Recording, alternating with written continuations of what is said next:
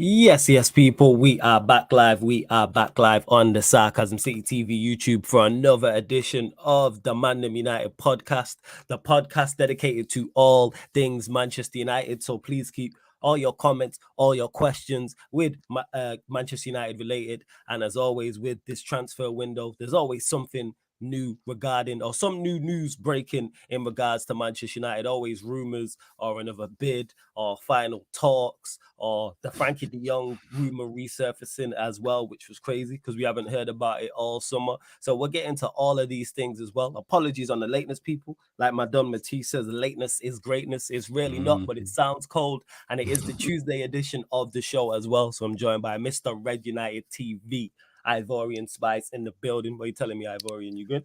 I'm fully good, man. You know, it's been a rest and rejuvenation for me, especially for the last couple of weeks. You get me, but big up to everyone that's tuning. Apologies for not being here last week, of course, of the duties called. But I'm here right now. That's what's more important. I'm here today, here to talk about everything about Manchester United, the nonsense that's been going on for the past couple of days, all the transfer rumors, as you know, Manchester United have been interested, haggling, as in seduce, you know all sorts of stuff, monitoring, you know what I mean, and etc. As far as a lot of players that have been linked with, the Mount situation as a flawless has made me sick, but we will talk about it again. But big up to everyone. Smash that like button, share across all social media platforms, get yourself involved, and subscribe as well as always, man.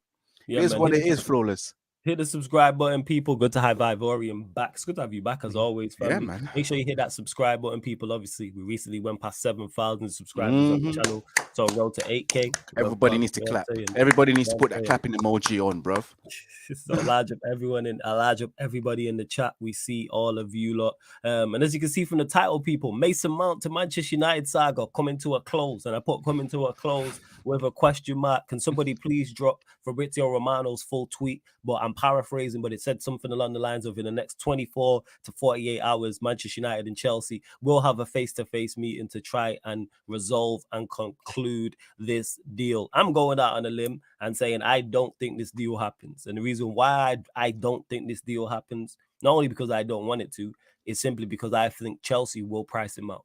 I think they'll be more stupid than us and they will price him out of this deal because it should be easy. That's why I thought it was going to happen. It should be sewn up.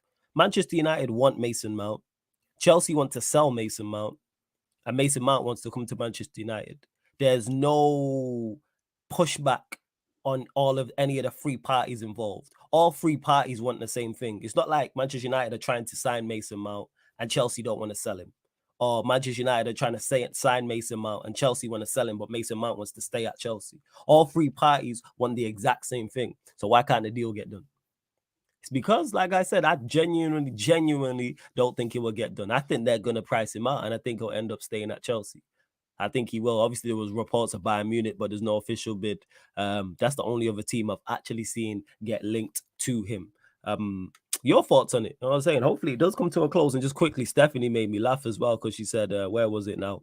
It was a line about it being a saga about there it is, just before we continue. Big up flawless. Technically speaking, it's not a saga unless it goes the whole of the transfer window, like De Jong. Here's the thing: it is a saga. This is just a small one, though. You know what I'm saying? You have small sagas, you have medium-sized sagas, and then you have long sagas. Like for those that are Dragon Ball Z fans, like the Frieza saga, longer saga. You know what I'm saying? A Scarlet lot. Junior saga, slightly smaller saga. You know what I'm saying? So there's various levels, there's various lengths to sagas. But yeah, your thoughts on the Ivorian.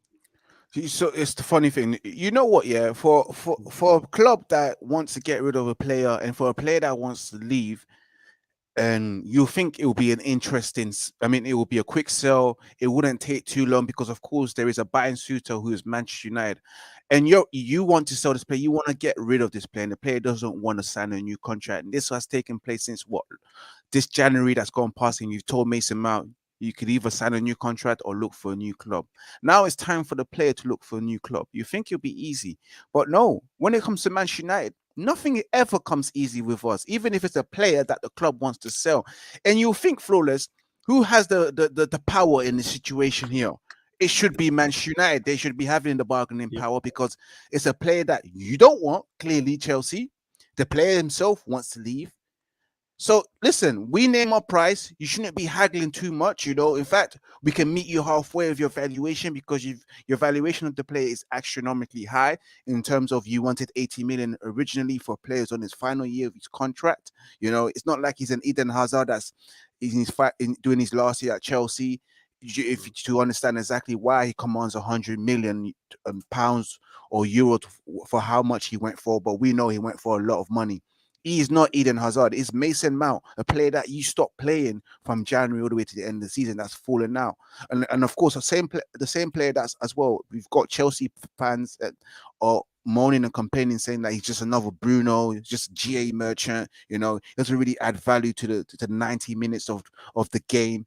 But yet, Manchester United again, they've come to the situation where they're struggling to complete a signing. Even though Manchester United have bid 55 billion plus add-ons, Chelsea are not in the right to be saying, you know what, we want 55 and 7 million pound add-on. You're not in the position to say that. You should be looking to sell, and you can be like, this is the best money we can get at the moment, 20 million short of our valuation, but close to our valuation. Let's accept. Manchester United themselves haven't learned from their lessons from the past seasons of being treated like dickheads in the transfer window.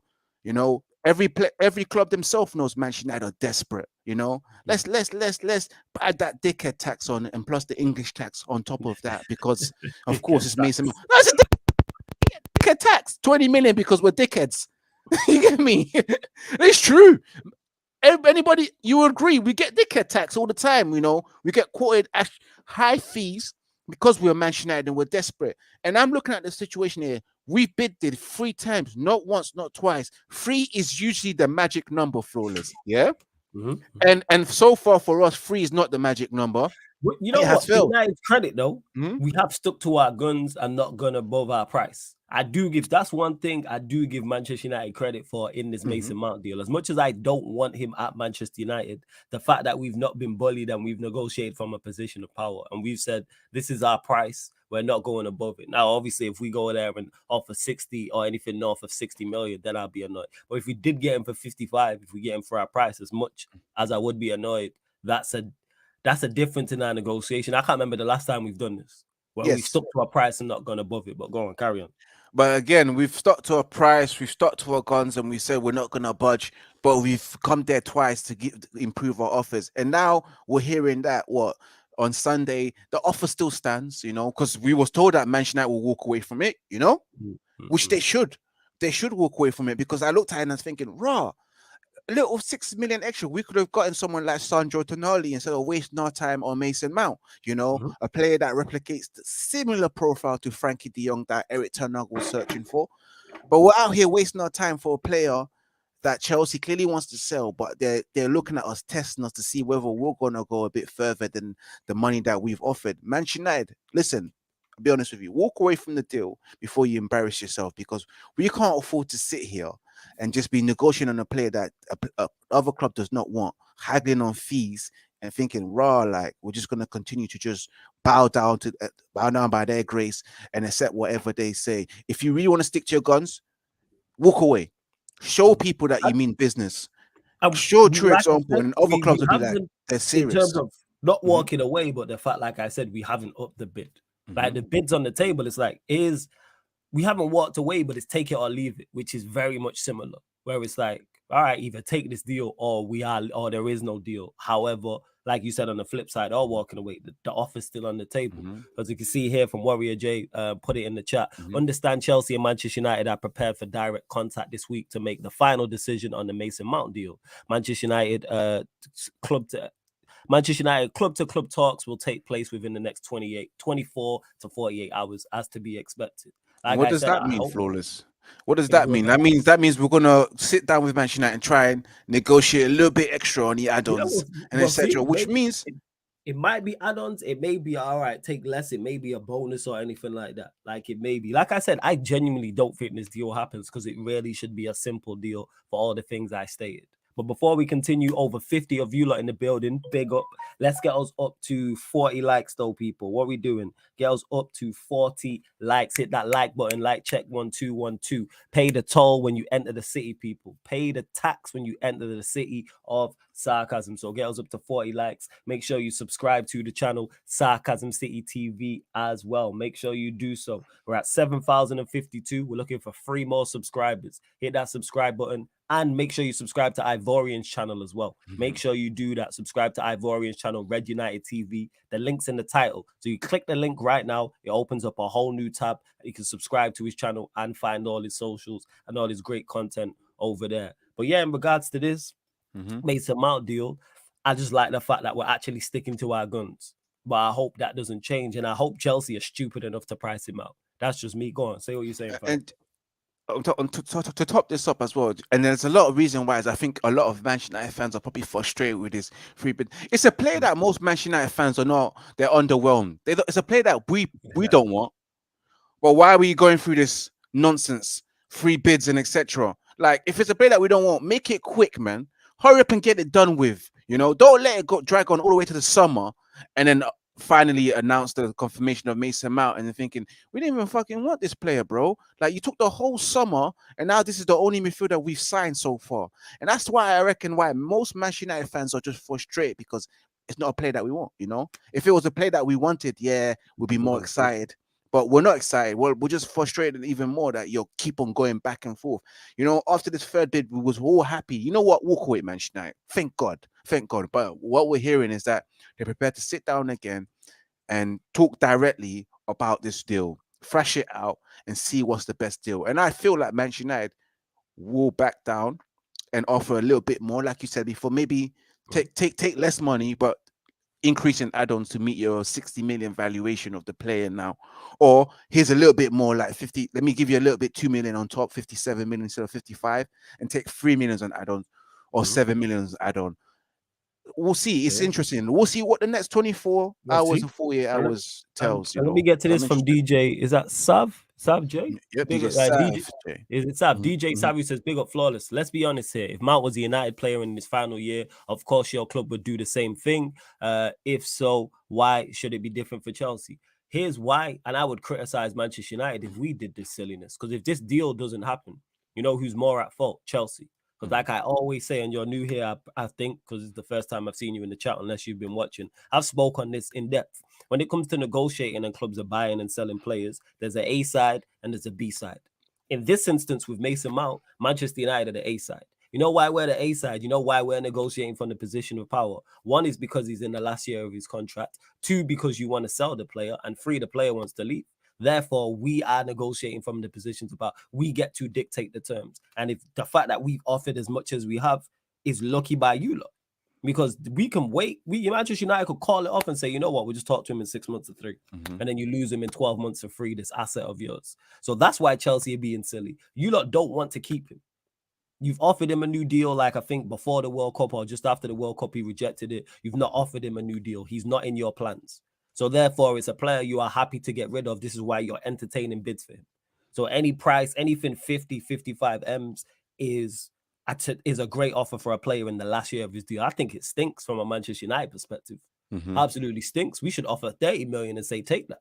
Yeah. That's what we should do in a real instance, but that's our own stupid fault. Because I say this I was saying this yesterday, and I've said it a couple days ago, and literally in the past week or so. What a player's value and what he's worth is 2 different things. A club can value a player at whatever they want. Chelsea can value Mason Mount at 70 million, which they did. But guess what? No one was going there that price, so they had to lower the price. Bear in mind what I just said, people. They initially valued him at 70, 80 million and had to lower the price. You know why? Because the market said, no, that's not his worth. Because the market determines what you're worth. That's what it is. You can value a player at whatever you want, but the market that values your worth. Because who else, minus Manchester United, is in for Mason Mount? Nobody. Whereas if this is Declan Rice, for instance, if this is Declan Rice, for instance, different conversation. You know why? Because there's multiple clubs in for it. Guess who's negotiating from the position of power with Declan Rice? West Ham. 1, because he's got 2-3 years left on his deal. 2, I know they don't want to sell him. So therefore, they can wait. Plus, they have 2 teams in for him. They have Manchester City in for him. They have Arsenal in for him. So they're negotiating from a position of power. Flip that. If Declan Rice had a year left on his deal and wanted to and wanted to leave and West Ham wanted to sell him, guess who would be negotiating from the position of power? City and Arsenal. That's how this works. So this terms of, why should it be different for Chelsea? You lot are fucking up this deal, not us. I think we're being generous, to be honest. Last year in his deal. We're trying to help you. We're trying to balance your books. And outside of that, it's a player that's not even that good. Let's call a spade a spade. He's not even anything special. You know what I'm saying? He's a run-of-the-mill player. I'm saying above average to above average. Mason Mount don't move no needle.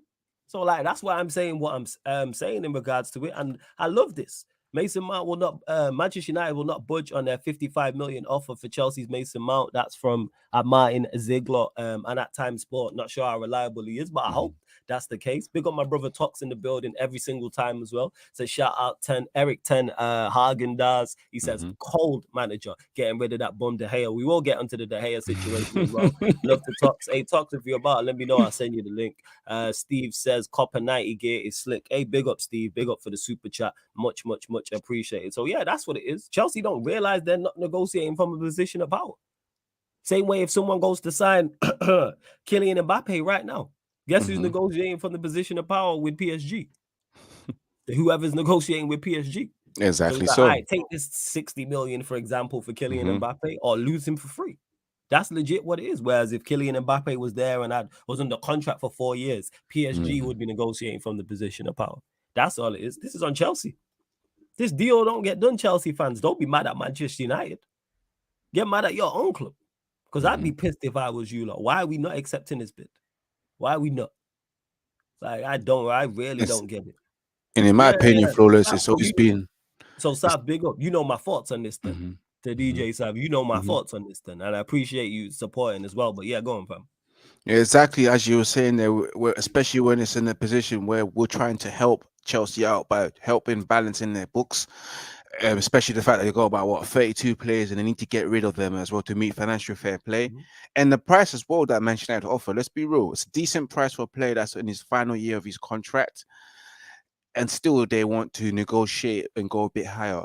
I swear to God, it's because we're Manchester United. I honestly believe any other club, they would have accepted it, but it's the dickhead tax, and then they just know that it's Manchester United on the other side. Let's try, extortion as much money as we can, milk them up as much as we can, so we can, overcome our financial fair play deficits and etc. But so yeah, it is what it is, man. But right now, I'm not gonna lie to you, Flawless. I hope Manchester United don't do anything about this. Let it go west. I mean, let it go south in terms of the conversation. Let it go pear shape, and then walk away from it, because they should have walked away from it a long time ago. From the moment you rejected the £50 million bid, which I think was a fair offer, and then you've gone up and up and up.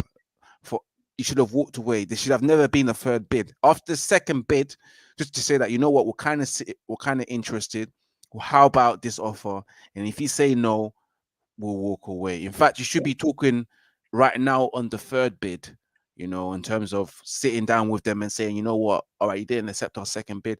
Let's sit down and have direct talks. Like, what's your number? What realistically, what is your number? Don't give me your fake numbers trying to get me for a scam. This ain't I'm not no Nigerian. You're not no Nigerian prince. It's not an email account where you're telling me you're a Nigerian prince and I'm gonna fall for it. No, let's be real, bro. It is what it is, man. So again, I hope it goes. Again, it would be nice to have a player in there, because I know what Mason Mount can do, what he can add to the squad. But I'm not saying it's great things. I'm just saying that we know what he can add to the squad in terms of what we have out in our midfield with Scott McTominay and Fred. But at the same time, we can always do better. Manchester United can always do better, We'll just hope it falls through. But I know there's Manchester United fans that hope that it goes through, because they can see the qualities. And if he does come through at the end of the day, as a Manchester United fan, I will be backing him regardless, because he's wearing a shirt now. He's one of our own, so we've got to have to back one of our own.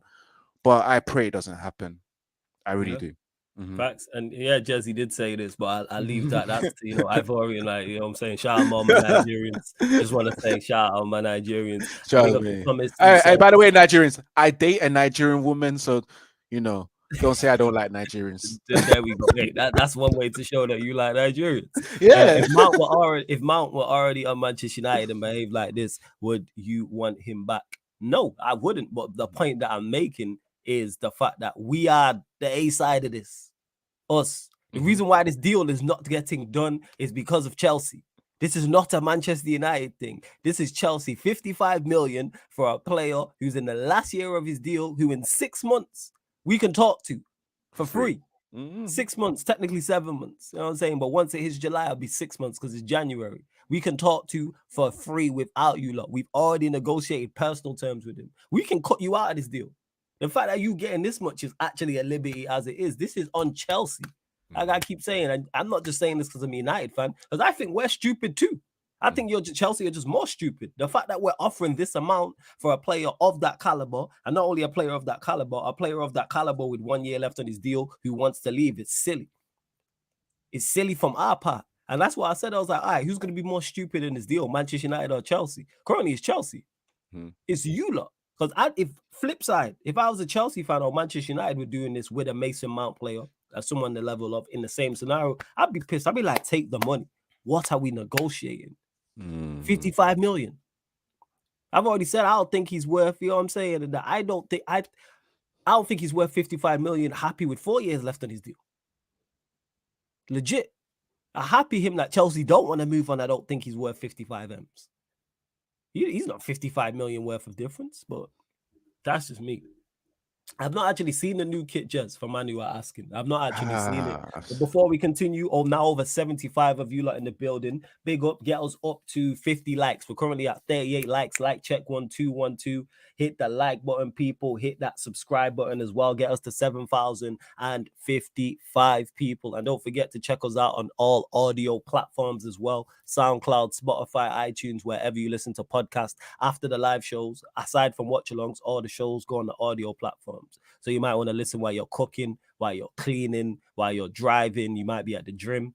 You might just not want the YouTube app open. You know what I'm saying? So yeah, make sure you check it out. I'll drop the links in the chat. What else are we going to discuss in regard? So hopefully this Mason Mount deal by Wednesday, Thursday, it comes to a close and we've not signed him. Here's something that's interesting, actually. And Tox mentioned it earlier. A big up to Tox. Matthew mentioned it here. Ten Hag effectively vetoed David de Gea's new deal. The club have a say, then the manager has his say. That's from at Chris Wheeler DM at United Stand MUFC. This showing his ruthless side. So reports have come out saying Manchester United offered David de Gea a new deal that was less wages.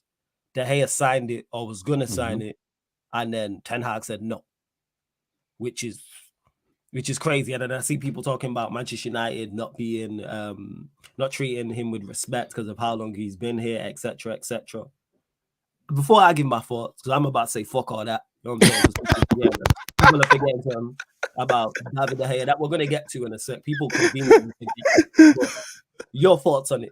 Your thoughts on it. First of all, yeah, let's be real. David de Gea has been making mistakes from the moment he joined us to the last game of this season. This goes back all the way to what, 2009 when he joined us, or was it 2011 when he joined us, all the way to now, bro. He's been costing us with mistakes. So those mistakes are costing. Although on the other hand, he's been one of our best players for 4 seasons in a row, 3 seasons in a row, if I'm wrong or right, whichever one it is.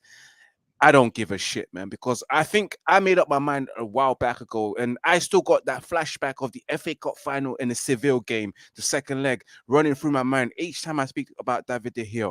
But what I want to say about my manager is, if this report is actually true, big up my manager, because I said it before, and I said it to you earlier on, Flawless, that Manchester United need to be ruthless. They need that ruthless aggression. That's just like I said, the ruthless aggression that came from the John Cena era, because we've been suffering from the attitude era from our players before Eric Ten Hag. We had players, when you told them, I'll give you 10 million to leave, they were telling me, no, I don't want to leave. You know, I love it here. You got players like Phil Jones as well, when you told them, you know what, yeah, Newcastle want to sign you, you know, how about you go? No, I don't want to go. I'm going to stay here. That's the attitude you've been receiving. Now, it's about the ruthless aggression. I was like, you know what, David, you know that contract we offered you like 2 months ago?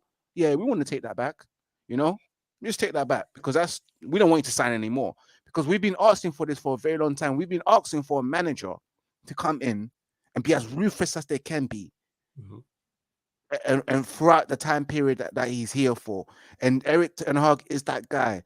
He's a disciplinarian, and he has a say with his players. Not like before with the past scrubs like Ole Gunnar Solskjaer, who had no say, Yeah, even though he comes to you and tells you that he had the final say in transfers, but we all knew that these transfers were made by Manchester United, the club themselves. Whereas here, when he joined this club, he said, I want final say on players, and he's been given final say on players and final say on players' contract. Because why? Because we've been idiots giving people crazy contracts left, right, and center for the last couple of years, and it's been hurting us. And look at us now. Talk about it, fam. Say that again, yo. So Yeah. run that back from the top. We've Say been that again. idiots for the last couple of years, giving players lucrative amount of money in terms of contracts. Yeah, for the last couple of years. Now we have a manager that says, you know what? Yeah, you men's. First of all, who hired you? You know, because I've always said it before. There's always some guy at work where you question, how did you get this job? Like seriously, I'm better than you, and I'm very sure Eric Ten Hag came there with his bald head, met everyone, and he frowned and asked him, how did this guy get the job? You know, offering ridiculous amount of money for players who don't deserve that kind of money, especially like, for example, you've got a goalkeeper that's on 120k a week and he's second choice. Tell me, where in life a goalkeeper is second choice is on a first team money, like someone that's similar to amount of money to like a player like Anderson or Allison, which is Dean Henderson himself. And you've got goalkeeper like David de Gea on £375,000 a week. Why? You know, Right. we was giving Mark Rashford 250k, and he wasn't even scoring the same amount of goals as Harry Kane. Why? You know, making life easy for players to not try hard to in fact work as hard as they can to earn the money that they deserve.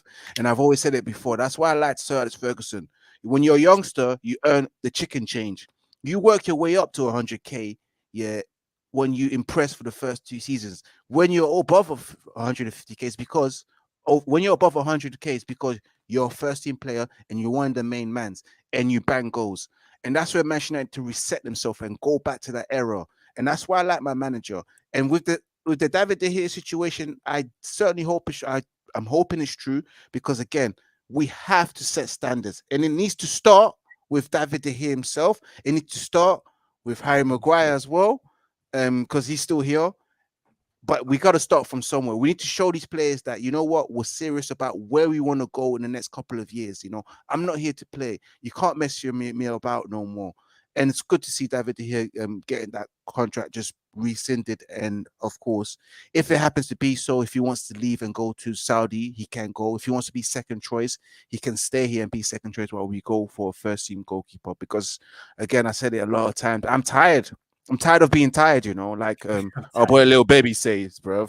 It's time for a change, you know. Do you get me? We have a dream like Martin Luther King, as I said before, that Manchester United will be debt-free and we'll have competent people running this club, and we will not have a lackluster transfer window like we've had every June and every January.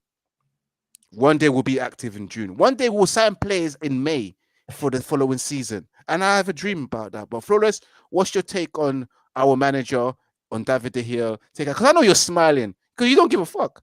You're like, amen. The reason why, is because this is not everybody. Because people will complain and say Manchester United need to be more ruthless. And I hear that to an extent, not just with the David de Gea situation, but just in general, whether it's selling players, buying players, etc., etc. This is now a ruthless move, if indeed the reports are true, in regards to us offering him a deal, him signing it or going to sign it, and then Ten Hag saying no, 110%. David de Gea is not good enough. We all know this. If Ten Hag has done this, I love this. This is the way to move forward. We watched Pep just this season gone ship out Cancelo in January. There was an issue. Whether Cancelo was right or wrong, or whether Pep was right or wrong, we don't know. But he moved him on to improve the team, and they went on to win a treble. This is what you have to do. And it goes back to all them people that were complaining after the FA Cup during the latter parts of the season just gone, when Ten Hag was coming out and backing David de Gea, which is what you're supposed to do. Because one, he still needs him at that point. And two, if you're trying to sell something, if you're trying to sell an asset, you don't turn around and tell everybody publicly how bad it is, do you? If we're indeed trying to sell him, whether it's to Saudi, whether it's somewhere else in Europe, we all know David de Gea is not good enough. And the reason why I said we're going to get to something and why I laughed before Ivorian answered, because the people who are like, we need to treat him with respect. Did he treat us with respect when he tried to go Real Madrid that summer? No. People just forgetting that. So how come if when we treat him perceived bad, it's Manchester United terrible. But when he did it to us, we still forget him and we still defend him, even though he's not been good enough. Bear in mind, people always want to talk attitude problems. And if this was a Martial or a Sancho, for example, any of those two, I use those two as an example, who had been dropped by a manager, because bear in mind, Van Gaal dropped him, people. Van Gaal dropped him because his mind wasn't on it. Imagine this coming season, Ten Hag drops Sancho or drops Martial because their attitude is not right. For whatever reason, they would get absolutely annihilated by the fans, and well, not all the fan base, but they would get annihilated by some of the fan base, and they would get annihilated by the media. So why is it any different for David de Gea? Why is it different? Because they're David de Gea sexuals, you know, like the CR7 sexuals as well. Yeah, anything goes. Because of attitude problems, because he tried to move. So all this, be loyal. Where's his loyalty when he tried to leave us for Real Madrid? So now that we're in a stronger position, and this comes back to A side and B side, we're now the A side of the negotiation. Because, outside of us, no other team wants David de Gea. The teams that have been linked with David de Gea, people, Saudi Arabia. Again, this comes back to your value versus your worth. And this is what I said about Cristiano Ronaldo when we initially signed him on a free from Juventus. If we don't sign him, nobody else in Europe will sign him. Nobody else in Europe will sign him. And look what happened. Ronaldo left, ended up in Saudi Arabia. He's now in the Middle East. Who's the clubs who have been linked with David de Gea? Clubs in the Middle East and Saudi Arabia. What are we doing here? Time to move man on. And all this, we're treating him bad. Like I said, he tried to dip to Real Madrid. And if it wasn't for a dodgy fax machine, he would have went over there. You weren't loyal to us. Because people need to stop doing this. The only thing constant at clubs is fans. Me, Ivorian, all the Manchester United fans in the chat. Or anybody else who supports a Chelsea, a Arsenal, a Liverpool, a City, whatever football club you support, whether it's in England or another country, you're a constant. All of us who are here right now, who are fans of Manchester United, have been fans of Manchester United longer than David de Gea has been here. Unless there's someone who's watching who's like 8, 7 years old, which could be the case. I'm saying my little brother could be watching, but you understand my overall point that I'm making. So all of this, and I know someone's going to pop up in the chat, we need to respect our legend. Where was his respect for us when he tried to dip to Real Madrid? Players are loyal to themselves, and I don't even criticize them for that. But don't expect the club to be loyal to you. This is not a loyal sport anymore. This is a what have you done for me now? Yeah. What have you done for me now? And recently, he's not been good enough, and some of the fan base have still defended him, even though he's made mistake after mistake after mistake this season. And don't get me wrong, he's had some incredible games and made some incredible saves and has played his part in us having a good season. But you can be good but not good enough, and that's where David de Gea is at right now. It's a wrap. The show is over. We need to move on. And people say, who's out there? Onana's not good enough. The next goalkeeper after David de Gea may not be good enough. Whether it's Onana, whether it's Costa, whether it's Rayo, whether it's Mike Mignon, etc., etc. But then guess what? If we sign one of those four and they're not good enough, we'll sign another goalkeeper. And if he's not good enough, we'll sign another goalkeeper and so forth until we get a goalkeeper. In between, from Schmeichel to Van der Sar to David de Gea, Manchester United signed a lot of goalkeepers in that period of time. But people act like that's not all over the pitch. Same way we'll sign centre-backs and full-backs and defensive midfielders and attacking midfielders and wingers and strikers who don't hit. You're going to get someone, when you're signing that amount of players just over a number of years, there's going to be signings that don't hit. Like same way Manchester City, who everyone waxes lyrical about, not every single signing of theirs is hit. Calvin Phillips, Claudio Bravo. The Spanish striker they signed, I can't remember initially. He didn't hit either. The thing is to minimalize it. And it has to be one or two every 3-4 years. The vast majority. Liverpool, as good as their recruitment was in the past 2-3 years, Keita didn't hit. Fabio Carvalho, we've seen not hit as well, just for an example. But more often than not, they've had more hits than losses. That's why they've had success. So all this, we're treating De Gea bad. Fuck that. We're not family. It ain't no relationship. Exactly. Like, it's time to move on. Bye. Because when we wanted you to stay and you wanted to go to Madrid, you kicked up a fuss to the point the manager said, yeah, you're not ready to play. And we had to play Romero in goal. People forget that. And then the window closed and then he went back in the side. Bye. See you later. And I love this reports that Ten Hag's done this. So to back to that, to everyone saying, the manager's not ruthless and Manchester United are not moving ruthless. This is a ruthless streak. This is what it's like at the top level, cutthroat, and this is what we gotta be. Fuck your feelings. This is about Manchester United getting back to the top. I don't care about your feelings. Mm. And I include myself in that. Forget my feelings. People say, oh, they need to listen to the fans. Fuck the fans. Do your job. And guess what? If you lot win football matches or win trophies, Ivory and myself and all Manchester United fans across the globe will be happy. Because that's the one thing we have all in common. Even though we have different ways of thinking, one thing all Manchester United fans want across the globe is the club to be successful. That's the one thing we are united on, no pun intended. Mm-hmm. Well, me and Ivory might have different ways of going about it, different manager, different formation, different players can get us there, but we want the same end goal. So how about all the people who are at Manchester United who are paid to do what's it called? Paid to do a job and are paid very, very well to do a job. Do it. Word to Roy Keane, do your job. And the fans will be happy. Guess what? If Manchester United win the Premier League, guess what? We'll all be happy. Absolutely. We'll all be over the moon. Manchester United win the Premier League or a Champions, win trophies and win matches. That's it. That's what shuts us up. But yeah, I just have to get that off my chest. Yeah, go on. I just need to add, and I understand fans have this sense of love for David de Gea for what he has done, and the player of the year, the amount of times he saved us. But I say all good thing comes to an end, you know. And do you want to see David de Gea deteriorate while at Manchester United and us suffocating from that? No, you don't. See him off. Like, all good things come to an end. He's coming to his end. He's past his prime. You have to let him go, you know. It's like me seeing, you know, when Mike Tyson was at his end and he was just taking these exhibition fights and getting knocked out. I'm like, yo, you need to leave. You know, like, for example, like Roy Jones Jr., you stay retired, you know, because all good things come to an end. I don't want to see David de Gea making so much mistakes next season and costing us game, because it's just going to make you, David de Gea sexuals, even more depressed and upset that, oh, my favorite player is finished, you know. You know, like the way when CR7 was finished and we all knew it was finished. It hurt a lot of people to admit that he's finished. Let him go. Like, all good things come to an end, you know. Nothing is forever in life. David de Gea is not meant to be here forever. It's his time for him to go. And the time is now. Like, let it go, you know. Frozen, let it go, fans. Let it go, man. Those. I hate that song with a passion, yo. I hate that. Man needs to be watching that film. I hate that song. Yo, I hated that song, yo. Let it, like, please let the song go. You know what I'm saying? Just let David de Gea go, man. His time is done. And if you can't see it, then look, I can't. I want to tell you that you should go Specsavers, but I think it's more than Specsavers that you need if you can't see it, bro. Because it's evident right there that he's not at his best anymore. The guy cannot even pass the ball out the feet, and he's Spanish. He's not good with his feet, and he's Spanish.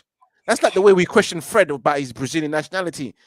Spanish know how to pass the ball flawless, and that's what they know for, innit? Possession-based football, innit? Technically gifted, you know. They can pass with the blindfold. Tops made the point when he was on here. He don't play for Spain. There's a reason for that. He don't play for Spain. That's his ill, and he's Spanish. Yeah, he don't play for Spain. You know what I mean? It's like when Fred, his first touch is horrible. You know what I'm saying? This guy is Brazilian. First touch is a natural thing for Brazilians. They're technically gifted. Right. I just can't believe it. So yeah, with David de Gea, hopefully it's true. Hopefully we don't sign him to a new deal. Reports have came out stating that the budget might not be there for a new goalkeeper, but his contract runs out legit like in 4 days. I think it is, because it's the 27th. Yeah, it's the 27th now. So his contract runs out Friday. It's Tuesday. So we've not triggered the 1 year extension. So unless we do that today or before Friday, he will technically be out of contract. Like, that's legit what it is. And to Jeff, who says you either die a hero or you live long enough to see yourself become the villain. Not if you're not good enough. I mean, certain players, no, not if you're good enough with football. That's normally this I agree with, but in terms of football, no, it's not.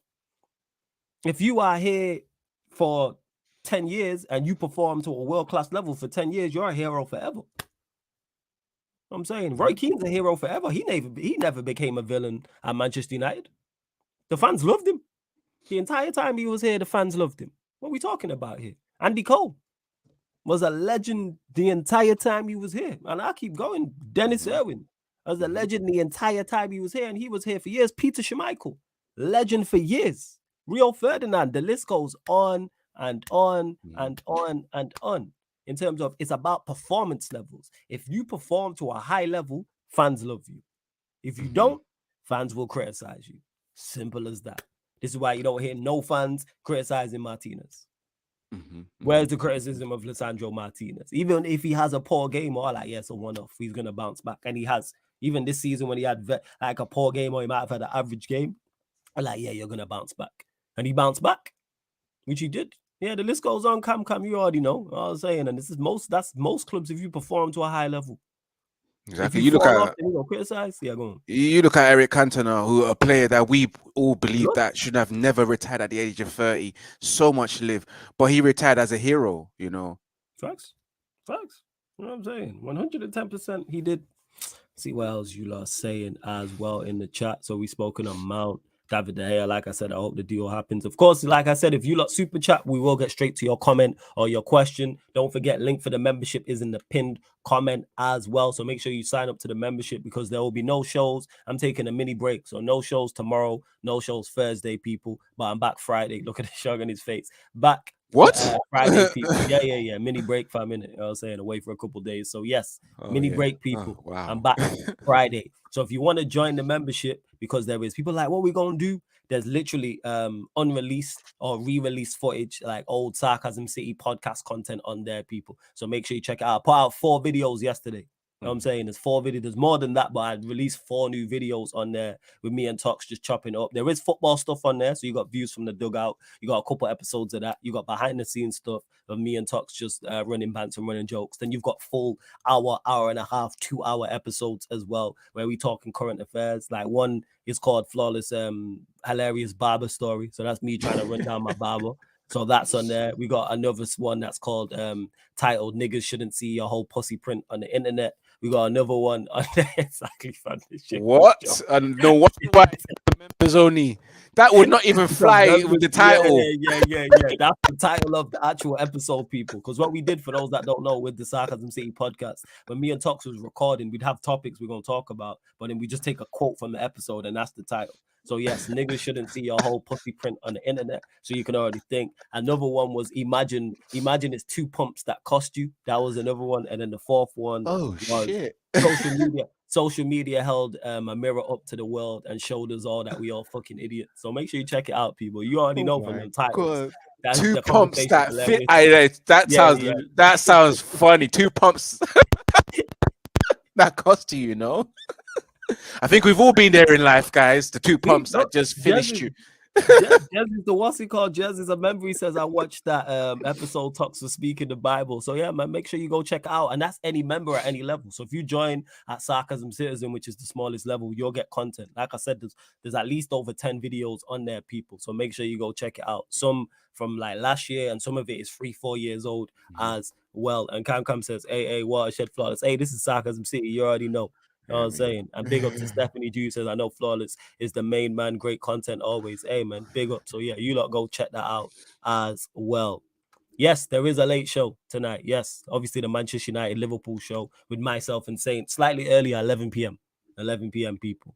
So make sure you check that out and let's bump up the likes as well or here. But where else are we discussing on here? So we've discussed Mount.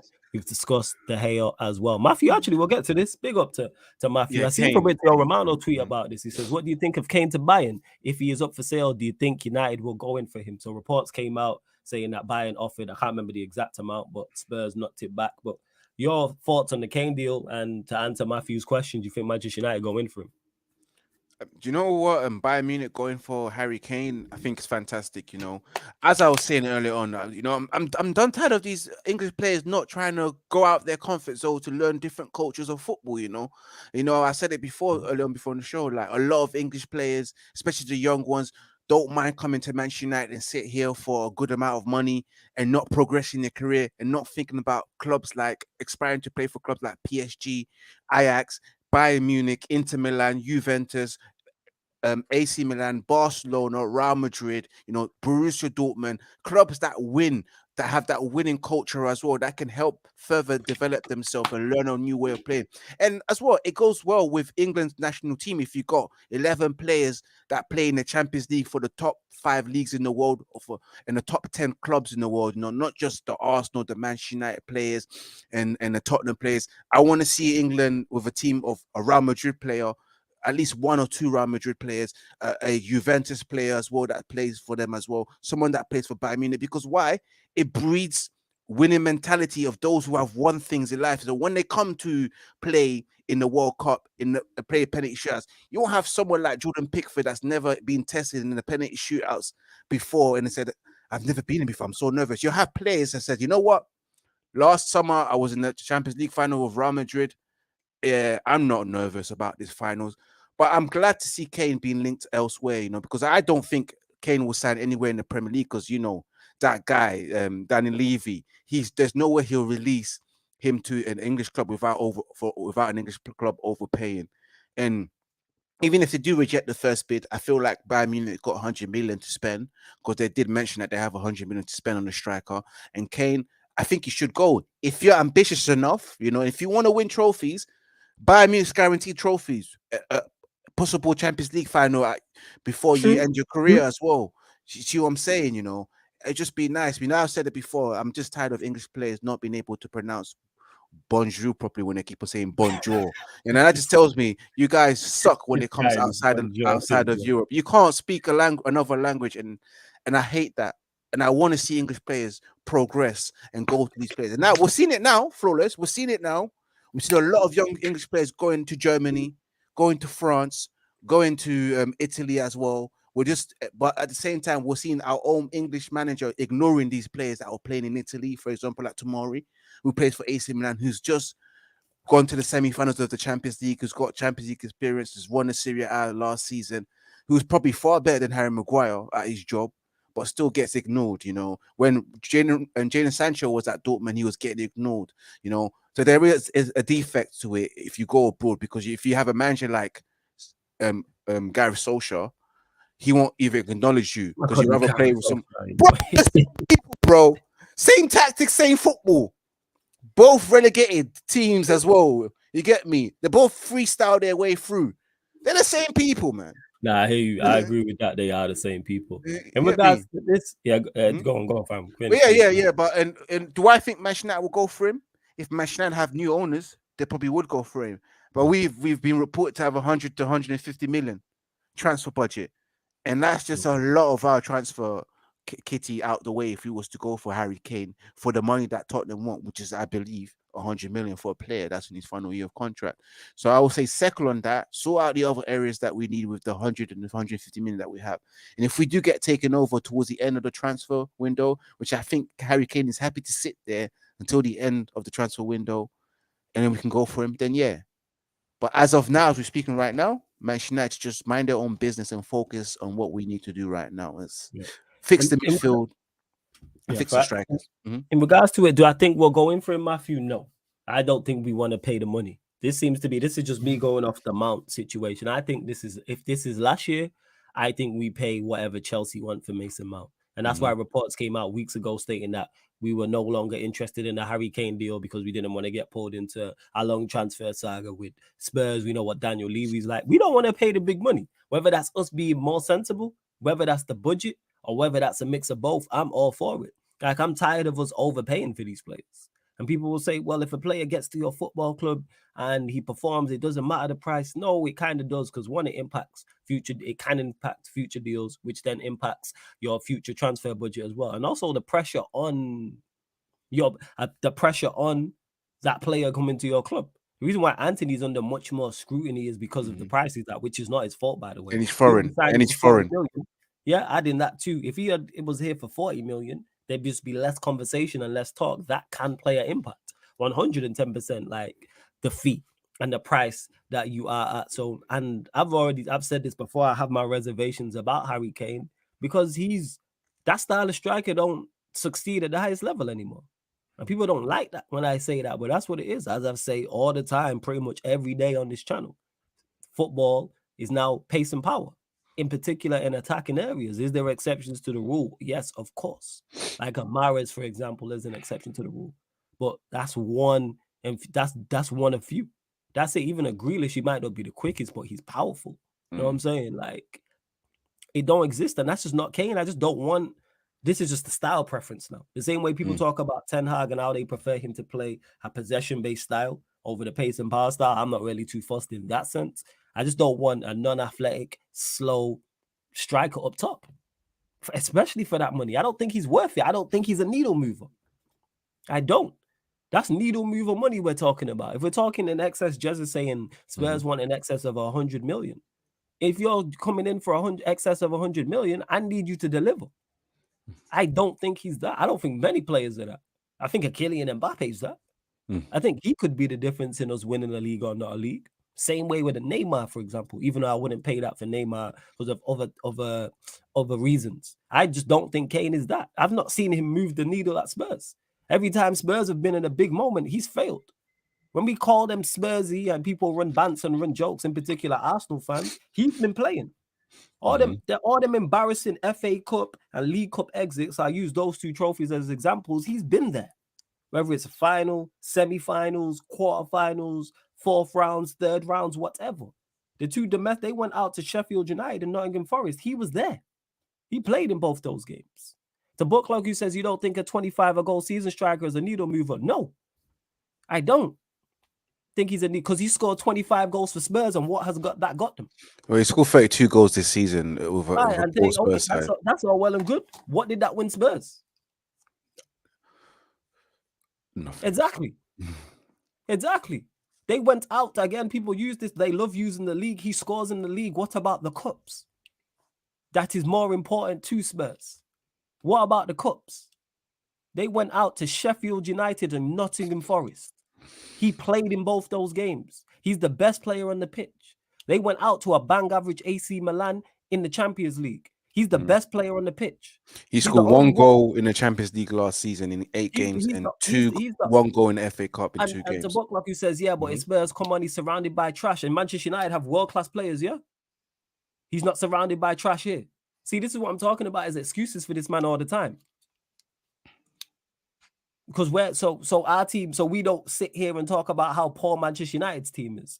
We ain't that much better than Spurs. Are we better than Spurs? Yes. Are we that much better? No. So what's the difference? Because he's been, I'll kill this dead. He's been in better Spurs sides than the current Manchester United side right now. Hear what I'm saying, people? How Manchester United currently constructed right now, he's been in better Spurs sides previously. I was saying, yeah, man, just it's always excuses for this guy. He's world class, so you need to be surrounded by top class players to get past Nottingham Forest. Is that what you're telling me? He's a needle mover who needs to be surrounded by top quality to beat Nottingham Forest, to beat Sheffield United, to beat AC Milan. All bang average to poor sides. Who we taking? If we run through that AC Milan side, because ManDem was injured, outside Leao, who else we taking? Who you taking? Let me ask you, Ivorian. Well, from where? Leao, from AC Milan. ManDem didn't play. Take Rafael Leao out of it. Who else are you saying bring to Manchester United right now? Well, from AC Milan. Tonali just left, but I would have said bring him over here Tonali, as well. The goalkeeper, apart from the goalkeeper you said before, no one else flawless, unless if we want one of their midfielders, Benacer or something like that, to fit in and come in and do a job for us in the midfield. I kill this from Luke Shadrack says, to be fair, we got to wait. Tomori is a player that I will probably bring back to reinforce our defense. Okay, it's backup. Yeah, that's fair. So to be fair, we got to 2 finals without a proper Theo Hernandez as well.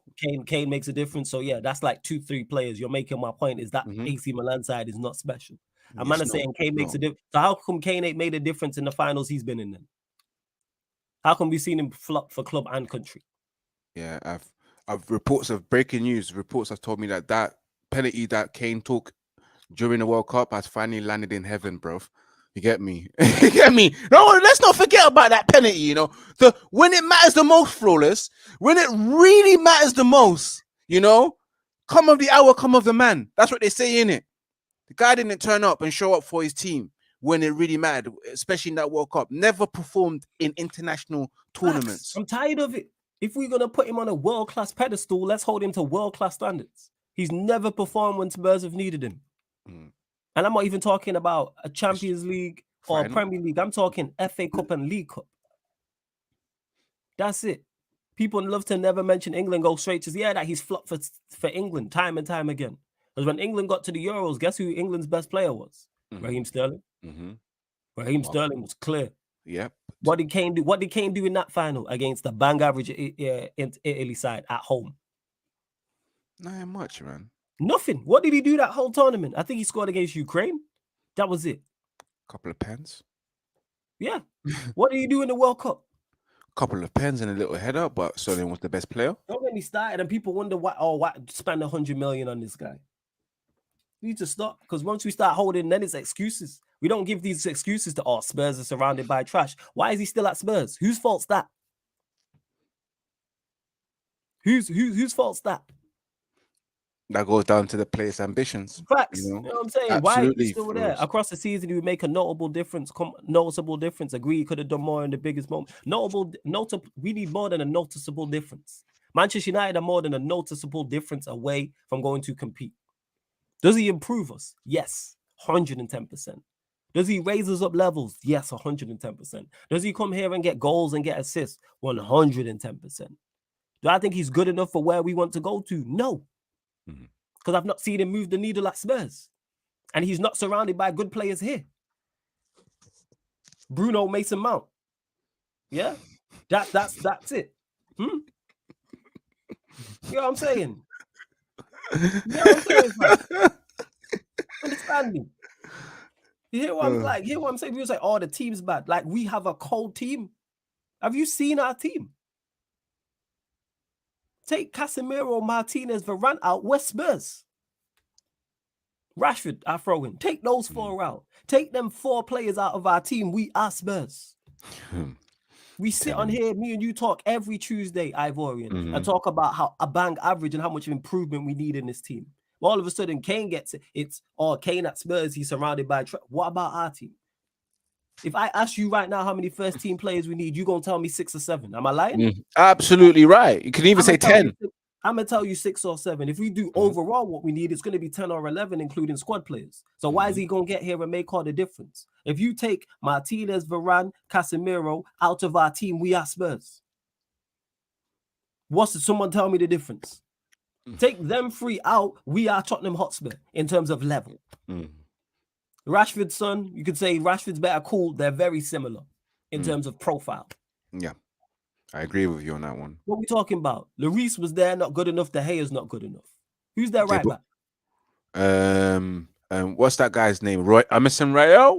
Royale. Jez, you need to step in. Jez, Jez, step in. Who's their left back? Oh no, Pedro Powell was playing right back. Pedro Porro. Left back would be bloody hell. Who's their bloody left back? Ben Davies? Was it Ben Davies? What happened to that Spanish shoot, bro? This is your time, Jez, man. Help us, bro. This is I know he's the left back people. Wasn't Perisic playing left back at some point? Say again. Perisic was not playing left back at some point. Yeah, I can't remember. So Perisic, sure, both not good enough.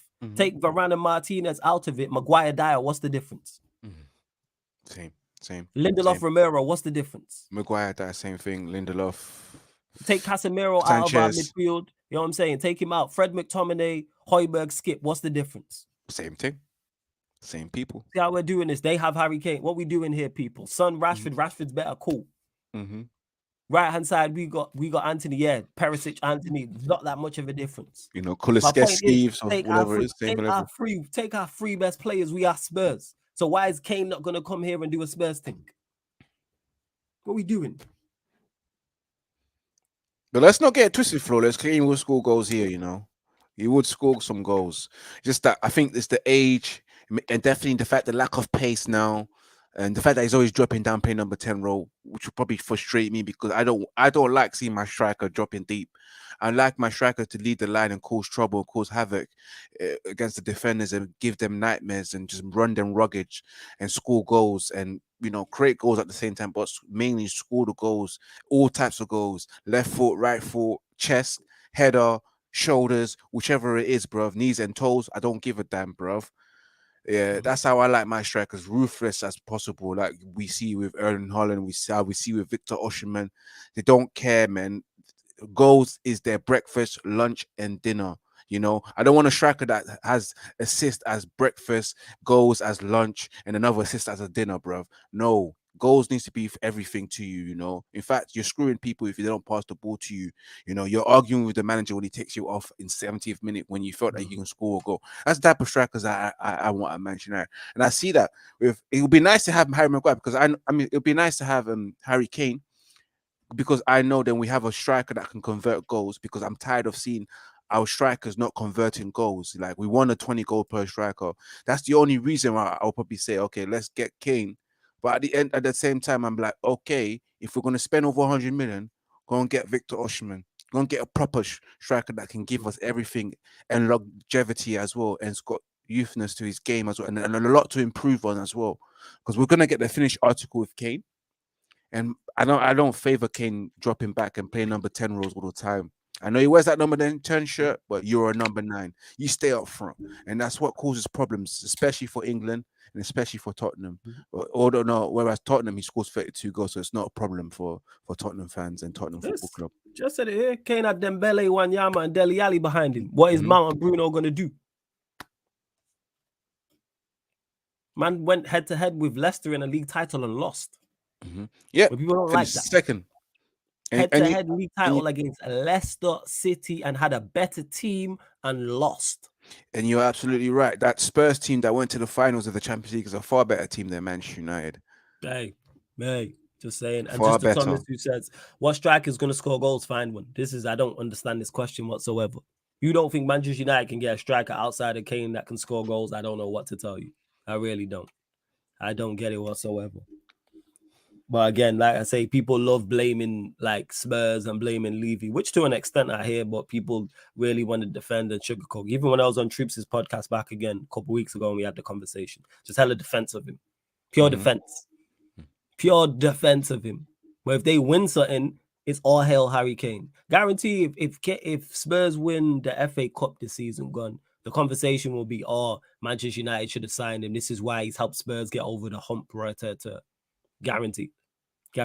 What are we doing? I know. Guaranteed. All right, let's see. But yeah, in regards to that, if Kane got here, cool. But I'm just not happy with the price whatsoever. Absolutely. No one should, because I don't think he's worth £100 million in the final year of his contract and has achieved no trophies, man. But it's what it is, man. We'll see how it goes. I hope he spend less than that. And I hope Spurs become desperate to sell because they want to lose him for free. You know, I don't think Daniel Levy is the type of guy that will entertain a free transfer for one of their best players. So I'm sure there will be light at the end of the tunnel by the end of the transfer window. Oh, this Rabiot guy. Is this where we're moving to now? Yeah, we'll go to this. So Matthew says Rabiot's request to Manchester United was a 3-year contract worth 10 million euros per year, plus a 10 million euro bonus. United immediately said no. That's from @Gazetta_it. So not sure how reliable @Gazetta_it is. Big up to Matthew though, as always. And here's what I'll say. I was legit having this conversation yesterday. This is why I love live streams, because we can always revert back to stuff. But someone said in the chat, and was like, we can't even get Rabiot on a free for 10. Like I said, we offered Rabiot no contract. And if this is true, this goes to show. Because there was no report. Will we talking to him? Yeah. Will we have interested in him? Yes. But if we really wanted Rabiot, we would have offered him a deal. So, and this, if you had a 3-year contract and we said, no, that's on us, that's good. I'm cool with that. I'm cool with that whatsoever. I'm cool with that. That's just me, though. No, I'm absolutely cool with that. You know how I feel about Rabiot, bro. The fact I don't even pronounce his name right says it all about how I feel about him. Because you know why? Especially last season, when he was asking for a ridiculous amount of wages, especially him and his mom, the way they treat us because we wasn't in Champions League football. And now you come back and you're asking, I think it's a bit more money than he asked for last summer. And I'm glad that Manchester United told him no, because at the end of the day, you're out here telling us what you want. No, we should be in a position of power. We'll tell you what we're gonna give you. You know, when have you ever heard players go to Manchester and say, you know what, I want to sign for you, but this is what I want?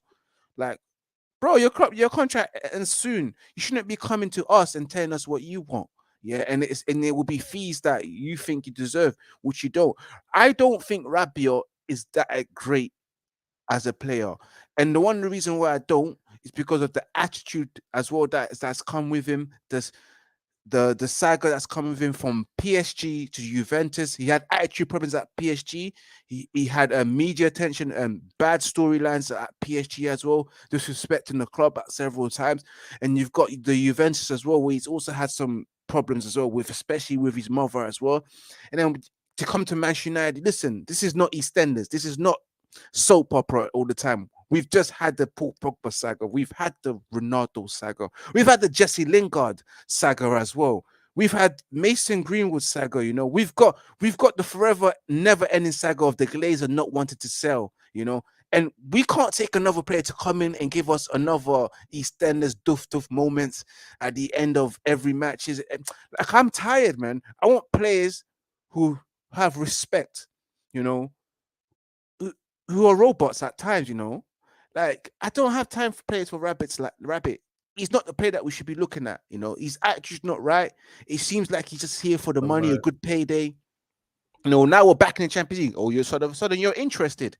It tells me what's really where your heart really lies in. It's not about Manchester United. It's about your pockets, bro. It is about your pockets. We should move away from Rabbit, bro. We don't. Nah, we have to, we because he don't obviously need this. signed a new deal at Juventus. He did Yeah, sign a I new heard, deal I at heard, Juventus. and I was so happy because I reported on it yesterday, and then I was like, oh, things has turned. He looks like he will sign a new contract at Juventus. Stay there, bro. Because at the end of the day, he's gonna come here, get injured, spend majority of his time on the injury list because he is injury prone as well. And there's something about these French players. Why are they always getting injured all the time? They don't even play. They get injured in training. They get injured in the moment they get off the bed. Like, what is up with these French players, man? Again, I can't take it. And there's no way I would even champion this if this was to be true. Even if he signs for Manchester United, I would move like the way you was moving when Ronaldo signed. You know, the way Rance was moving when Ronaldo signed. I move like that from day one. And I stick with the same energy. Because I won't accept this. Yeah, just against it, man. I hear exactly what you're saying. Yeah, with Rabiot, I wouldn't have like I said, I wouldn't have been that bothered about the deal. It would have just had to be Rabiot, and I keep saying this. It's not just Rabiot. It has to be Rabiot, and he has to be backup to the backup. I'm not trying to see Rabiot like as a first teamer or somebody gets injured and he's the one off the bench. Like, no. But Rabiot is being backup to the back, like fifth. So like I always say, Casemiro, back up to Casemiro, upgrade on Eriksen, then Rabiot. That's how I would look at Rabiot in terms of it. But if it was just him, I'm not really with that. Matthew goes on to say here. Just stop you there as well. We'll just stop you there because I've got Tutu Chad that said Rabiot is a baller, man. Was better than Mason. He was better than Mason Mount. Played amazing in midfield in France at the World Cup, and he had a proper season for Juventus this year. This is the first time I've ever heard that he's had a proper season for a football club this year, because I've followed Rabiot his own entire career from coming through to PSG, in and out of the team, not always starting, causing trouble, and then going to Juventus, where he was playing second fiddle at one point and then became a mainstay. Even now that last season he's had a proper season, it's a bit too late for me. I feel like he hasn't developed into the player that he's supposed to develop into. You know, he's regressed. Yes, he had a decent game for France, one or two of the games, but let's remember that after that it was Chouameni and someone else in the midfield because they were rotating Rabiot as well.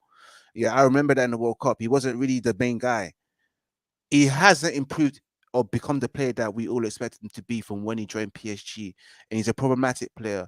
And again, he's in and out of the team. And this is the best that we've seen. And it's the first time I've ever said someone that told me that Rabiot has had a proper season. That tells me a lot about Rabiot. He calls him Rabiot all the time, you know, but go on. He don't deserve it. I'm not going to put respect on his name until he earns that respect. That's the truth, though. But it is what it is, man. I just don't think he's that good. You know, you can say he's better than Mount, but Mount has probably done more than Rabiot has in his career at Chelsea than Rabiot has done his whole entire career, bro. You get me? Mount is probably one of Chelsea's best players in the last 2 seasons, minus this season, because last season he had a good season. The season before that, he helped Chelsea win the Champions League. He was the main guy. So yeah, that's my opinion, bro. That's my opinion. Not first. You know what I'm saying? Fair enough. Matthew says United are considering a player plus cash deal for Declan Rice, but I've asked for more time and must be regarded as outsiders. That's from at J Burt Telegraph. I spoke on this yesterday on Doing the Most. I think we are outsiders. Do I think the deal happens? No. I don't think we've made an official bid. There's no talks of agreed terms either, or us offering Declan Rice personal terms. I'm with it in regards to Declan Rice, even though he wouldn't be my first choice. I'm like, all right, if we were to sign him, it'd be price dependent. Is he worth that? No. Is he a 90 million player? No. Is he a 100 million player? No, I don't think he is. And like Rand said, and word to him, I keep using this in it. It's weird to hear a black man say they don't want Rice, but yeah, I'm not really with it. Yo, Yeah. man, lost my rice and peas, jollof rice, brown rice, pillow, pay rice, whatever you pronounce it. You get me? Plain rice, egg fried rice. How do you not love rice? Facts. Rice is every day for like us. I said, I've never said in all my years on this earth, I've never said no, I don't want Rice. Wow. Never, and it will never happen whatsoever. In all my years on this earth and continuing, you know what I'm saying? If hopefully I live a long, you know what I'm saying, a long successful life and good life, I should say. I will never say, yeah, nah, I don't want Rice. That's never ever. Them words have never came out of my mouth until talking about football. But yeah, so in regards to, I think it's outside. I think we are outsiders. I don't think we make a genuine bid for him, though. I don't think we do. First, I want to know why you don't love Rice. No, you don't want no Rice. No, I'm talking about this Rice. I'm not with Declan Rice because I look at him and I go, his ceiling. I think he's a good player. I think he's a good player currently. But I look at his ceiling. I think at best he's a very good player. I don't think he has a great or top class or world class ceiling. But then I look at Caicedo, for example. I think his ceiling is great to top class. I think Lavia, his ceiling is great to top class. I look at Rice and I go, I don't think you have a top class. I don't think you have that ceiling. I think your ceiling is very good. I think he's a good player now, people. So if we were to sign him, very similar to Kane, if we sign him, cool, but I just think there's better options. That's what it is. I think you look at Rice like he's white rice, and it's that feeling that you give me like he's just plain white rice. And plain white rice don't turn anyone on. I'm not gonna lie to you. I love plain rice from. You know what I'm saying? With no sauce. Of course, you need to go with it. But I feel like you treat him like you've just been dished out plain white rice and there's nothing to go with it. That's how you're talking. But I can understand what you're saying about the ceiling, because of course I looked at that price. If I'm sorry, if I'm spending 90 million on you, gotta have a top class ceiling.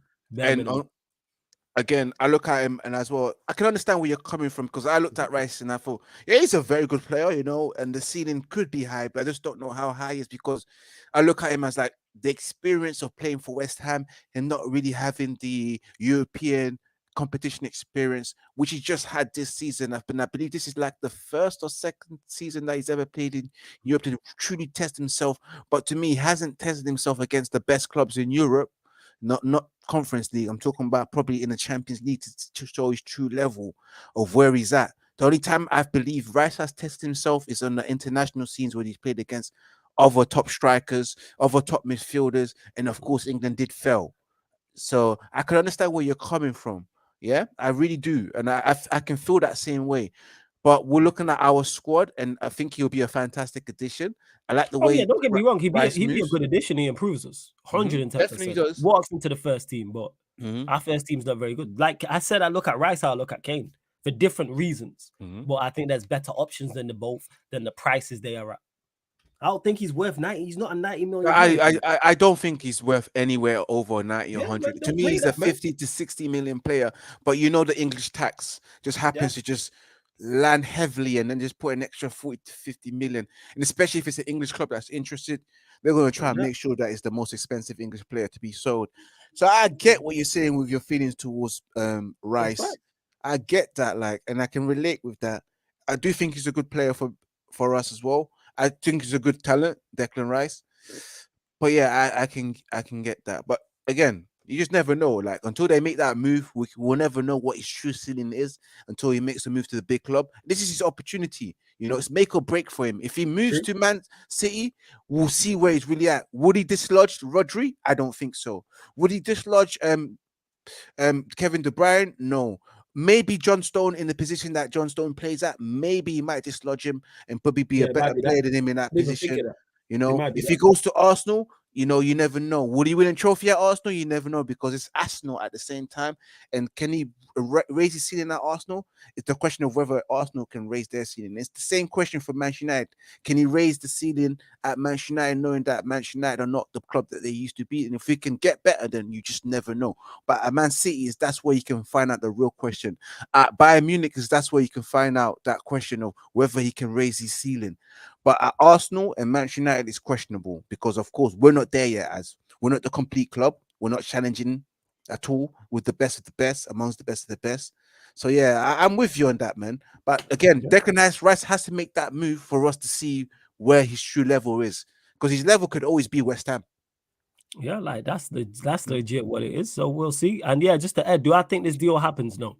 I don't think No, I Manchester don't think United so. signed Rice. That's why I started off. I don't think it is, but we're just And talking it's interesting about the hypothetically. players that they want to swap with. If they're offering Maguire, they'll probably tell you we Maguire don't and want McTominay are Maguire. two. No, they'll Maguire probably and tell you, McTominay are listen, two the big links. man thing, I don't want Maguire, I just want the money. Like, just give me the 100 million. Just give me the money. Just don't give me Maguire on top. Because Yeah. if you guys ever played Football Manager, there are opportunities, there's situations like this where you're trying to do a player exchange plus money, and they reject the player that you exchange you. But when you remove the player and you just offer the money, they accept, and you're thinking, what?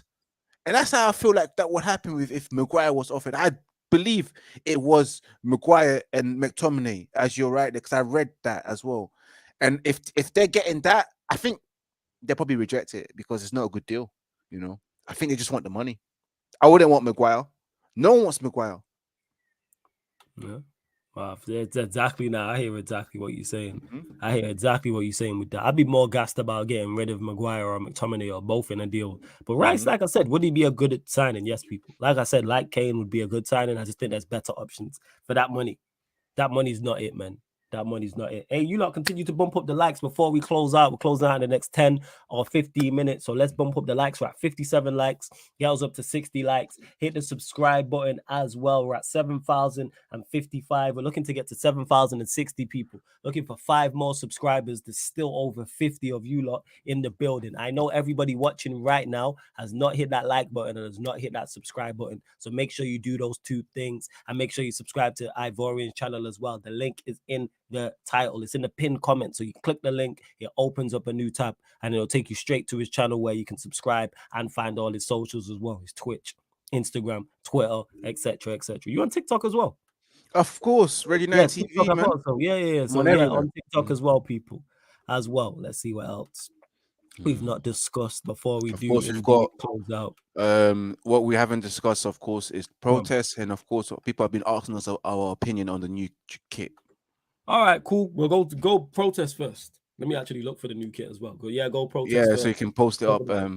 And you can find that out on Ready Night TV Instagram, guys, for those who want to see what the new kit looks like. You get me? Ready Night TV 1 on Instagram. But yes, that protest, seeing that, you know, it brings a smile to my face, you know, because of course it's nice the fact that the Manchester United Foundation or whoever it is, whoever organizes this protest has decided to do it on a day that Manchester United released their kit. I know we probably see it as a way, oh yeah, stop those Glazers from getting extra money and all that kind of stuff, because we want to see something from the fans. We want to see something happen, and I'm glad to see that, and I'm seeing that, and I'm thinking, yeah, right on, like, because at the end of the day, they don't deserve our money. The Glazers don't deserve our money. All this goes back into their pockets, while at the same time they're stifling the sale. They're trying to generate money from us at the same time. They're upsetting us by not selling the club, but you want to get money from me at the same time. So you're pissing me off in my emotions, but you want to financially piss me off at the same time as well. And I just think it's disgusting. I honestly think it's disgusting. I just think the Glazers are scums, and the fans are right to protest and ensure that the mega store is closed and not open for business today. And I hope they continue to stand there until the whole January transfer window, so Manchester United are restricted from making money from the mega store. You know, I know they'll probably get the police involved and get these people out, but I hope it lasts for a very long time. I hope it's not. I hope it's the first of many protests outside the mega store and outside the stadium, outside of the Glazers' homes as well, because I still believe that they don't feel it because they're not in this country. You know, if they had some American protesters that are Manchester United fans, knocking on the door, like the way the PSG ultras turn up at Mbappé's house, turn up at Neymar's house, and turn up at Messi's house, wanting some answers. I think that would make some changes in terms of the sell of Manchester United, and I think that will change their perception of things as well when it comes to Manchester United, because they clearly don't give a shit anyway. They don't care. So yeah, man, I'm glad to see that, man. It's good, and I think it's heartwarming for all Manchester United fans as well, man. What about you, Flawless? Yeah, for me, I'm for anything. I oppose the Glazers with anything. So anybody who, if we're protesting and it shuts down the megastore and it costs Manchester United some money and it costs the Glazers some money, I'm all with it. Do I think long term it makes no difference? No, because there needs to make actual change. There needs to be like sustained protest. How we go about that, I don't know. But our fan base is way, way, way too big to. Our fan base, there's not one voice we all listen to. So Manchester United are too much of a financial juggernaut. But if we get, like I said, we get the megastore closed down, it costs the Glazers some money, I'm all for that. Do I think it makes too much difference in the long run? Nah, not in particular. That's why I take it with a pinch of salt. Like I say, the initial protest we did during, I think it was just after lockdown, Saeed set up one and then there was two more after, including when we got the United-Liverpool game stopped. I went to the first two, including the one Saeed set up. I heard you scored a couple of goals still. I'm saying, I'm bagged, you know what I'm saying? But I wasn't on the pitch before anyone carries on. Before anyone takes that seriously. On the Sarcasm City membership section. Yeah. The video's on there. It's on the membership, people. It's on the membership. But in regards to that, yeah, I don't think that it will change too much in the long run. But yeah, at least it shows Manchester United fans are still fighting. But it's all about new owners now at this point. Like the Glazers can't stay. For real. That's pretty much my thoughts on it. There isn't really too much to say. All for it. Salute to everyone who did the protest. That's all I really have to say on it. Regards to the new kit, very nice. I don't normally like our home kits, but I like the one last year and I like that one as well. To the point where if the Glazers move on, I actually buy a shirt. I'm saying. But that being said, Lewis did say if we sign Mason Mount, he gonna send me a Mount shirt. And I was like, do that, because I can get that name and number taken off the back. So I'm with it. You know what I'm saying? So if anyone wants to send me the away shirt or the third kit with Mount on the back, if Manchester United do indeed sign him, please let me know. I'll send you the address of where to send it to, and that's absolutely calm. You know what I'm saying? I'll actually come and meet you wherever you're at for that, and come grab that shirt. You know what I'm saying? I will get the name and number taken off the back. But yes, I like the new kit. What are you saying, fam? Yeah, to be fair, I think it's okay to me. I like the look of it. What can I say about it? I like it. I'm surprised I'm still seeing Team Viewer on it, because I thought Team Viewer were leaving Manchester United after one season, but they haven't. So they continue to stay with them, which is a good thing. Let me just save this image so I can share it to you. Share that to you so that everyone can see as well. Share.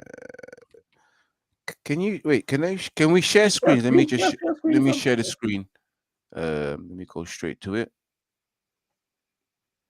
Let me go straight to the photos. Let me go to the Man United website, United.com, and hopefully we can get the bruv. You get those pictures. Bloody hell, man! To get pictures ain't easy, Oh, view gallery. Right, guys. Let me just share the screen. Share. No, clock that. No, derp. Shit. Right there, Flawless. That is it, right there. Look at Marcus Rashford sitting like he's the king, at Manchester United. But I kind of... The kit's fire, man. The kit's fire. I like it a lot. Definitely. It reminds me of last year, like in terms of it. It looks very 99 treble-ish. Like the 99 kit. I like it a lot. Hell of a lot. I'm a big fan. Happy. I like the long sleeve. I like the patterns as well. Yeah. The patterns are nice with the Adidas. Have they said what the away kit and third kit colors are going to be? That one hasn't been released yet, but that's due to be released. And I'm hoping... I've seen some kind of leaks where I think they've got different color... I've seen some leaks, but I can't confirm whether it's going to be the official kit. So we'll see. I'm very sure in the next couple of weeks you will see the away kit. And look at that guy, King Cass, man. They just need to make it like either like, imagine it's just white with the black stripes, or black with the white stripes. You know what I'm saying? That's what they need to do. Simple. You know what I'm saying? And it looks Adidas-esque. That's what they need to do. Yeah, 110%. kind of like it. I would just wish it said Qatar Airways, man. That's when I know, like, raw. Same thing, Yes, fam. Same it's thing. it's happening. It is Think so. happening. Look at this. The butcher holding the rose. You know, that's one of the most dangerous things. You know, someone that's known to be a serial killer holding a rose. There, guys, stay away from people like that. That take pictures like that, but they're Yeah, actually out here butchering people. There's double. silent but deadly people out here. You know. But yeah, the kit looks nice. I like the presentation. I like the little black stripes there on the side as well. The design is quite cool as well. I can get with it. I like it a lot. I I like like it. it a lot. I'm a big fan. I But like I it a want to lot. see. I need to see it. But obviously, Manchester United fans are blocking the Mecca store, so I won't be able to see it. You get me? So we're gonna have to wait for that one. But I want to see it, what it looks like face to face to make that decision, because it was like the the lime kit that we had. Yeah, yeah. When you saw it on the website, it was like, not the greatest. But when you see it in the flesh, you're like, you know what? That lime kit looks actually quite nice. I You kind like of it? I like didn't it. like it. I seen it You in like person. it? I was like, You don't nah, I like didn't it? like it. Nah, it's awful. Uh, It's awful. You know what I I'm hear saying? you, Yeah, man. Everyone's got different tastes, facts. But Facts. Nah, you right. You right. 110%. Yeah, you 110%. You right. Shikar says here, Thuram signs for Inter as a United fan. Love to see it. Ain't that the other Thuram? Is that Marcus? that's Thuram's Yeah, son, isn't it? yeah. The Because he got Lily, two sons. But no, yeah, that's two sons. but that's Marcus Thuram. They're in for Yeah, Kefren. Marcus, the striker, isn't it? Marcus Thuram's the striker, isn't it? Is Mark? Yeah, and Kefren's the midfielder. So ain't they in for Kefren? Is it? Let me know. I thought it was Marcus Thuram that signed for Inter. Let me just scroll. Yeah. Marcus Probably Thuram. is. The chat will let us know anyway. Right, that's what it is. And yeah, final few. Let me get to someone mentioned this as well. Yep. Oh yeah, budget. So Jerry here says, yep, it is him that's gone to Inter. Marcus. Mm-hmm. Yeah, that's not the one Liverpool are in for. One of the other channels has gone through the money stuff. Like last year, after June 30th, we got 260 million to spend, but it's credit, so it's not good. Can't wait to get Qatari owners. Let's hope so, man. Let's hope so. And Ed mentioned this. A few people have mentioned this. Did you man see that Sabitzer shirt is available for 23-24, but not Vegas? I didn't see this. If we do indeed sign Sabitzer, come. You know what I'm saying? I don't really have an issue with it. No, but my only issue is that Flawless is that since he signed in January, he's had a couple of injuries and he's been injury prone. He's an injury prone player, especially at Bayern Munich and especially at RB Leipzig. So I don't like that, especially when we was going towards the final of the FA Cup and certain European League games when we needed him especially for midfield. He wasn't there. So I don't know. I'm 50-50 on now to be sustained based on the injury records that I've seen so far at Manchester United.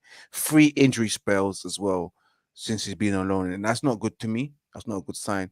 So if I was Manchester United, I will be reserved until we know exactly who's coming in and out to make that decision of bringing him in as a backup player.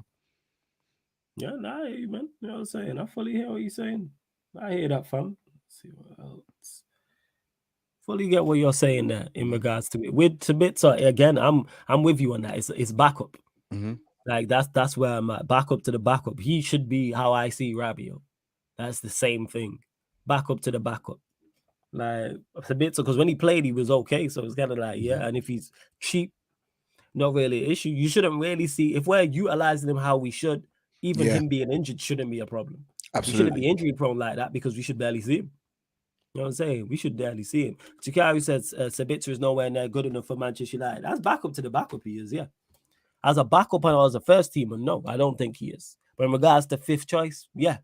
Because we should see him as often as we see McTominay this season. McTominay barely played. In the latter half, but I think take out like the early parts of the season, outside of the first 10 games, did McTominay start any back-to-back Premier League? No, bro. Barely plays, but get injured somehow. Like McTominay shouldn't be starting. So yeah, he should be backups to the backup. So that's why I have no issue with Sabitzer. It's like, all right, we barely see you. Like you're on the bench. Maybe you come off the bench occasionally in Premier League games. We see you in FA Cup, League Cup games at times. That's pretty much it. I'm with the Sabitzer one. Again, but it's all about role. What's the role he's in? That's where it should be at. All right, Ivorian, anything else you want to add before we close out? I think we've covered everything. We've covered everything, man. Like I said before, big up to everyone that's tuning as always, man. Also remember to watch my show yesterday as well if you've got something to watch, because you've got nothing to watch for tomorrow. For those who are not subscribed or not members, for Members, link to the Sarcasm City. memberships in the pinned comment, people. So if you need something to watch as well, I've got my new that I done yesterday. So check that out as well. And of course, subscribe to Red United TV and try and help me get to 4,000 subscribers, because that's the next mark for me, bruv. And I'm back again. I think I'm back live on Thursday at 5:30 doing another Manchester United news live stream. So I will be live on that day as well. But yeah, man. But again, I'm back next week, Tuesday. We chop it up again. I can't wait. And I'm hoping good news for us, because then we're no longer in June, because Manchester United do nothing in June. We're in July. Nah, trust me, I hear exactly what you're saying. But hey, love to everyone who has locked in Ivorian's channel. The link is in the title, people. We're back here on the Sarcasm City TV YouTube at 11 p.m. So slightly earlier, 11 p.m. for the Manchester United Liverpool show. So myself and Saint talking all things Manchester United, talking all things Liverpool. And like I said, Wednesday, Thursday, no streams here on the YouTube or the Twitch, people. Taking a mini break, but we'll be back Friday. But if you are a member of the channel, there is shows that are out, people. So there's like 15, 16 videos. So in terms of Sarcasm City podcast, which is like current affairs with myself and Tux, Views from the Dugout, which was the original football show on here, and then you've got outtakes and fully behind the scenes stuff on there as well. So like I said, I've just dropped the link again in the chat for the membership. And don't forget to find us on audio platforms as well. Because some people like to listen to their podcasts in more traditional radio podcast means, I should say. So whether, like I always state, whether you're cooking, you might be cleaning, you might be driving, you might be at work, you might be at the gym, or you might just not want the YouTube app open. You might just want to prefer to listen in that way, which is absolutely fine. So links are in the chat. Links are also underneath in the description. Type in Sarcasm City TV on SoundCloud, Spotify, iTunes, wherever you listen to podcasts, and we will indeed pop up. But yeah, man, again, just love to everyone who continues to support, man. Hit the like button, subscribe, all that good stuff as well. Hopefully Manchester United don't get this Mount deal over the line. That's what I'm hoping for. Hopefully we don't. Yes, let's hope so. Hopefully we don't get this deal over the line. Let me see if anyone's live to actually raid. If no one's live to raid, I will. No one is live to raid, so you know what? I'll just send you lot to the United Liverpool show. But yeah, to the Jamaican Juvie, who says our budget will be around 260 million without player sales. Let's hope that's right. But we can raise a lot of them. Without the amount of players we letting go, there was that list that came out and there was like 13 players on there. So if you get 10 million per player, that's 130 million. So there's money to be made in terms of sales. But love to everyone that's locked in. And this has been the ManDem United podcast live on the Sarcasm City TV YouTube. There you go.